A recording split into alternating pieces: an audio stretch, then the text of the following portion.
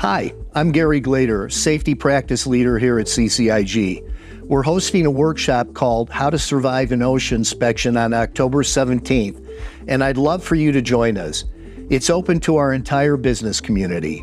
Whether you're new to OSHA compliance or a seasoned pro, this workshop will help participants better understand the inspection process, as well as learn things they can do before, during, and after the inspection to improve the outcome. With potential penalties for each violation exceeding $16,000 and the reputational damage involved, we'll provide important information for anyone involved with safety and OSHA compliance. If this sounds useful to you, RSVP at the link. We'll see you at the CCIG office here in the Denver Tech Center.